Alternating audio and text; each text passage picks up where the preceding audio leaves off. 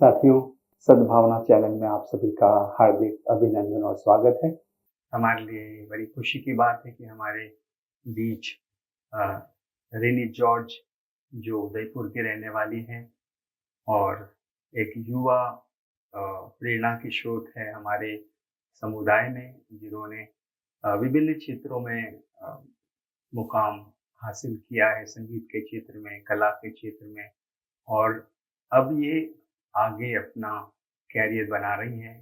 रैनी जी, मैं आपका हमारे दर्शकों की ओर से बहुत-बहुत स्वागत और अभिनंदन करना चाहता हूँ और आपसे पहले तो आपका परिचय जानना चाहूँगा कि आप उदयपुर से पली-बड़ी, शिक्षा के क्षेत्र में आगे बढ़ी हैं और अब कहाँ मुकाम लेकर के कहाँ आगे बढ़ रही हैं? जी।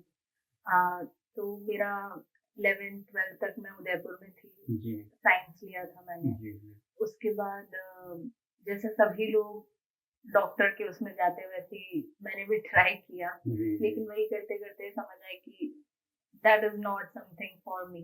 ओके। तो इसीलिए फिर उसके बाद मैंने साइकोलॉजी करने की सोची। जी। फिर बैचलर्स मैंने साइकोलॉजी में किया और 3 साल साइकोलॉजी करने के बाद मैंने कुछ ऑर्गेनाइजेशंस में काम करना चालू किया था, जी। जिससे मुझे सोशल वर्क वाला जो एक आइडिया है वर्किंग विद द कम्युनिटी ये ज़्यादा रेज़ोनेट करने लगा जी, मुझसे। जी। तो उसके बाद वैसे ही फिर मैंने सोचा कि मास्टर्स मैं सोशल वर्क में करना चाहती बेहतर हूँ है। और फिर इसीलिए मैंने विमेन सेंटर्ड प्रैक्टिसेस जी। एमएसडब्ल्यू में विमेन सेंटर्ड प्रैक्टिसेस मेरा जी। स्पेशलाइजेशन था और वो जी। मैंने Tata institute of social sciences जो कि मुंबई में कॉलेज है, जी। वहाँ से किया। तो अभी मेरा मास्टर्स खत्म हो चुका है 2 जी। साल का जी। और अब मैं एक ऑर्गेनाइजेशन है प्रदान करके वहाँ पे काम करने जाने वाली हूँ, जो कि महिलाओं के साथ काम करती है और ट्राइबल एरियाज़ में काम करती है। जी। तो ग्राउंड सोशल वर्क जो कहते हैं, जी। वो वाला काम तो करते हैं। समुदायों को जोड़ती हैं, जी, विशेषकर महिलाओं को, और जी। ये एक बहुत ही अ, अच्छा कहना चाहिए कि कैरियर है, जहाँ आप अपने लोगों की ज़िंदगी को बेहतर बना सकती हैं। तो महिलाओं के साथ जी। आप काम कर रही हैं और युवा का जोश है आप में। हाँ, तो किस तरह आपको तकलीफ़ें आती हैं आज के समय में, जब अ समस्याएँ बढ़ती जा रही हैं, बिहेवियरल चेंजेस आ रहे हैं, हाँ, विशेषकर युवाओं में कोविड के बाद। जी। वो एक कनेक्टिविटी जो पहले हुआ करती थी, हुँ, वो हुँ। करीब-करीब किसी और लेवल पे जी, चली गई है। जी। जैसे कि हम बात भी कर रहे थे कि कैसे उदयपुर में चर्च में फादर नॉर्बर्ट के अंडर में हम लोग बहुत ज़्यादा मिला करते थे। जी।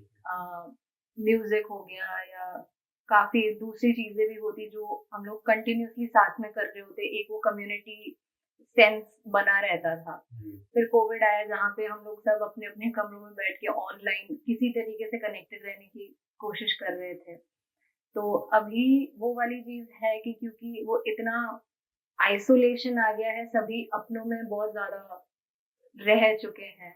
बट आई थिंक इस चीज़ को कैसे हम यूटिलाइज़ करके आगे बढ़े और again to go back in the community and understand कि हम कैसे नेविगेट कर सकते हैं, क्योंकि the sense of community at the end of the day is very important rather than the isolated sense of a person.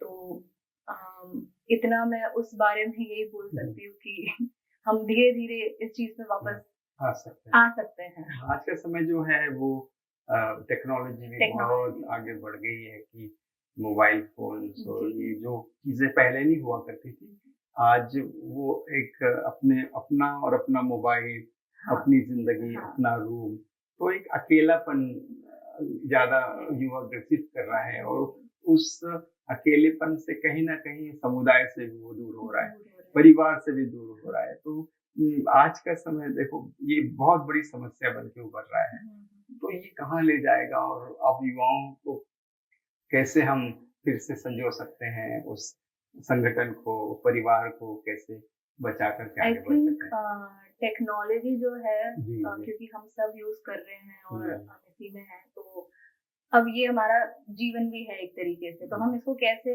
Utilise करें वो वाली चीज़ है जी, कि बहुत सारे ऑनलाइन प्लेटफॉर्म्स भी है जहाँ पे एक्टिविज्म चल रहा है और कैसे वहाँ पे एक कम्युनिटी बन रही है। सो जो एक वर्चुअल कम्युनिटी जो बन चुकी है, जिससे शायद हम थोड़ा सा रियलिटी से दूर हो रहे हैं, लेकिन हम उसी वर्चुअल कम्युनिटी को शायद यहाँ पे भी ला करके दोनों को एक, अगर इन दोनों का एक मिलन हो करके हम आगे बढ़े तो वो सभी के लिए भी अच्छा हो सकता है, क्योंकि the times are like that where I think everybody should come together and talk about things and at the end of the day have that sense of community so that you don't feel alone in this world.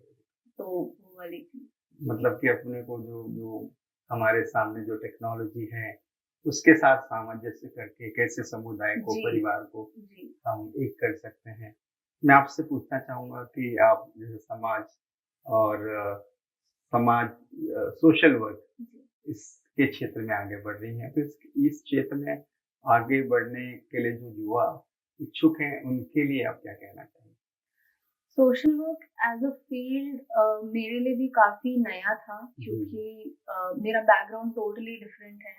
लेकिन जब 2 साल मैंने masters करा और हमारे course work में ही काफी field works होते हैं, तो जिससे हम लोग कम्युनिटी के साथ इंटरेक्ट करना स्टार्ट करते हैं, तो it's very important to understand कि we are not working for the people but in order to work with the people.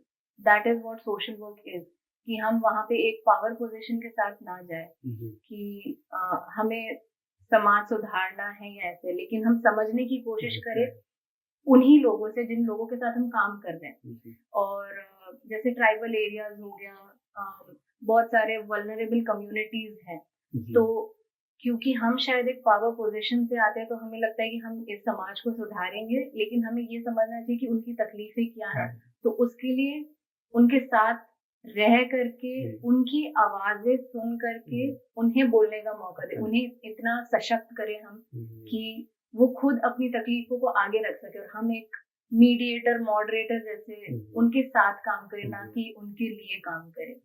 तो आई थिंक सोशल वर्क उस तरीके से मेरा अप्रोच रहा है। बहुत अच्छा आप सोच रखती है, क्योंकि सबको मिलके करना है। जी।